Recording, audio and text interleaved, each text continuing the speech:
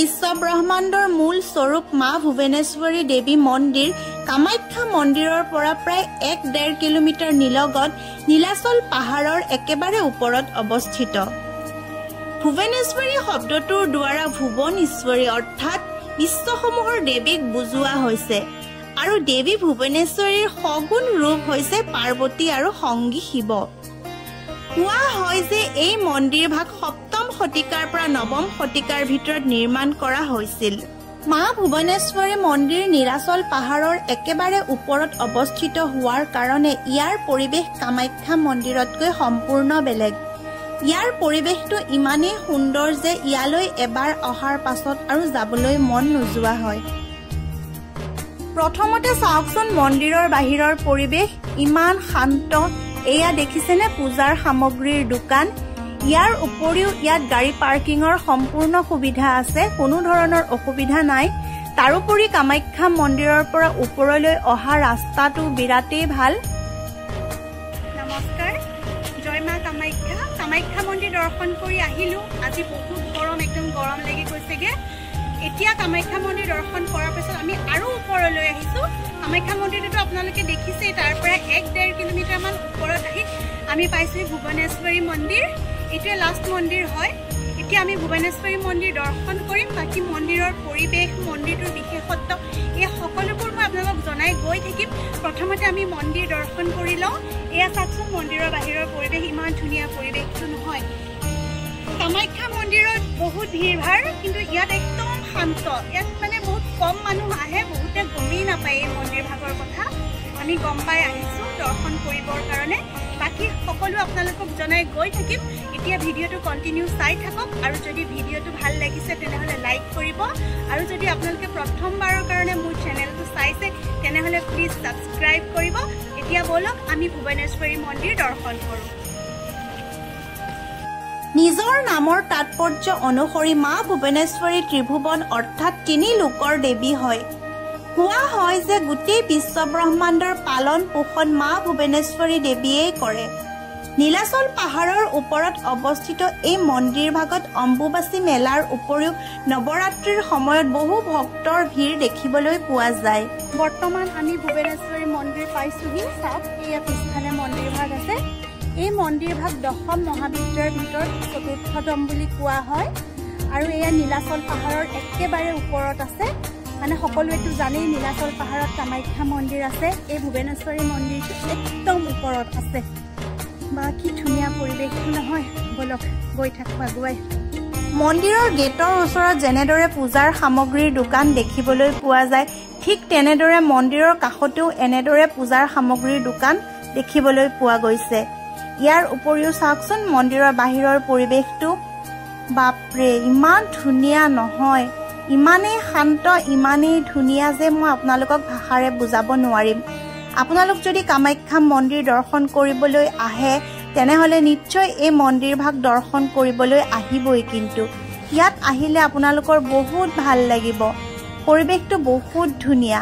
আৰু ইয়াত কেৱল মন্দিৰ দৰ্শনেই যে হয় তেনেকুৱা নহয়, ইয়াৰ উপৰিও প্ৰাকৃতিক পৰিৱেশৰ এক সুন্দৰ দৃশ্য আপোনালোকে উপভোগ কৰিবলৈ পাব। এয়া চাওকচোন বাহিৰৰ পৰিৱেশবোৰ দেখিছেনে? যদিও আজি বতৰটো গৰম, কিন্তু ইয়াত অহাৰ লগে লগে ঠাণ্ডা ঠাণ্ডা এটা ভাৱ অনুভৱ হৈ গৈছে। বাকী চাই থাকক আপোনালোকে আৰু পৰিৱেশটো উপভোগ কৰি থাকক আমাৰ লগতে।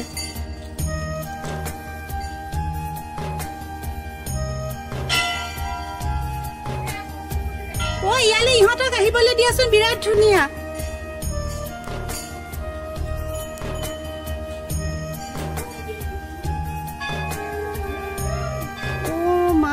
গড, হে ভগৱান, কি যে পৰিৱেশ, ক'বলৈ ভাষা নাই।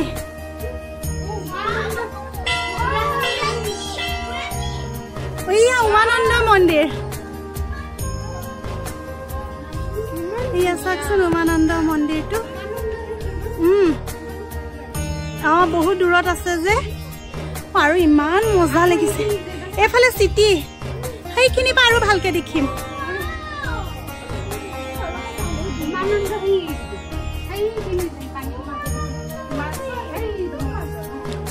মন্দিৰ দৰ্শন লাহে লাহে কৰিম আগতে বাহিৰৰ পৰিৱেশটো ৰাখি লৈছো তাৰ পিছত মন্দিৰ দৰ্শন কৰিম আগখানি পৰিবা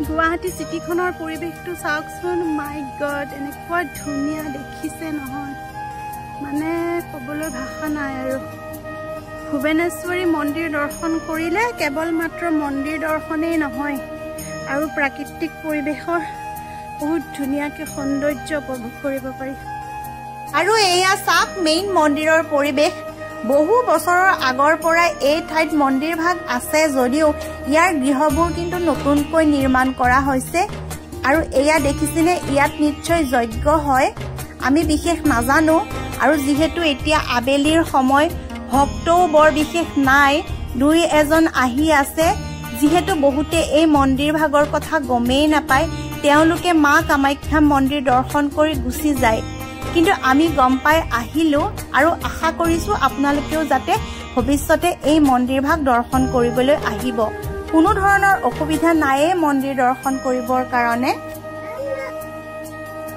মা ভুৱনেশ্বৰী দেৱীক তিনি নেত্ৰৰ অধিকাৰী অৰ্থাৎ ত্ৰিনেত্ৰা বুলিও কোৱা হয় কিয়নো তেওঁ ইচ্ছা কামনা আৰু প্ৰজনন শক্তিৰ অধিকাৰী বুলি মানি অহা হৈছে ইয়াৰ উপৰিও মা ভুৱনেশ্বৰী সকলো সময়তে হাঁহিমুখে থাকে আৰু তেওঁৰ শিৰত অৰ্ধচন্দ্ৰৰ আকৃতি সদায় জিলিকি থাকে কোৱা হয় যে মা ভুৱনেশ্বৰী অত্যন্ত কোমল আৰু শান্ত স্বভাৱৰ হয় মানুহৰ মাজত এনেদৰেও প্ৰচলিত যে মা ভুৱনেশ্বৰী দেৱীক পূজা অৰ্চনা কৰিলে সন্তান প্ৰাপ্তি হয় জীৱনত মান সন্মান বৃদ্ধি পায় আৰু সূৰ্যৰ দৰে তীক্ষ্ণ শক্তি প্ৰাপ্ত হয় ইয়াৰ উপৰিও মা ভুৱনেশ্বৰী মন্দিৰৰ পৰিৱেশ ইমানেই শান্ত যে ইয়াত আপুনি যিমান সময়ে পাৰ নকৰক কিয় সময়বোৰ কেনেদৰে যায় গমেই পোৱা নাযায় কিয়নো ইয়াত কেৱল মাৰ দৰ্শনেই নহয় ইয়াৰ উপৰিও প্ৰকৃতিৰ অপৰূপ সৌন্দৰ্য উপভোগ কৰিবলৈ পোৱা যায় মন্দিৰ দৰ্শন কৰি আহিলো বিৰাট ধুনীয়া এটা পৰিৱেশ বহুত ভাল লাগিলে ইমান শান্ত কি কম আৰু বাকীকে যাবলৈ ওলালো যদি আপোনালোকৰ ভিডিঅ'টো ভাল লাগিল তেনেহ'লে প্লিজ ভিডিঅ'টো লাইক কৰিব আকৌ এটা নতুন ভিডিঅ'ত লগ পোৱাৰ আশাৰে আজিলৈ আহোঁ বাই বাই বাই বাই ব'লক